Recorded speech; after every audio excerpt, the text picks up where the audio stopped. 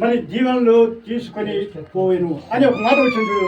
అందుకనే మరి ఏశావు ఇక్కడ చూడు మళ్ళీ 6వ వచనంలో 36 ఏశావు యాకోబు అను పేరు అతనికి మరి సరిగానే మరి చెల్లించినది. ఇక్కడ అతడు నన్ను ఈ 2 మార్లు మోసపుచ్చను.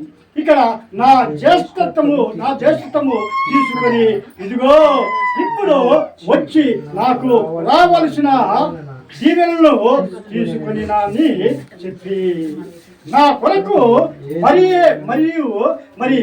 దీవెనలన్నీ మిగిలి ఉంచలేదా అని మరి అడిగాను.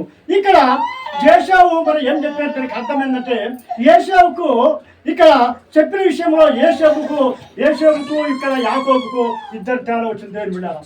ఇక్కడ ఏశావు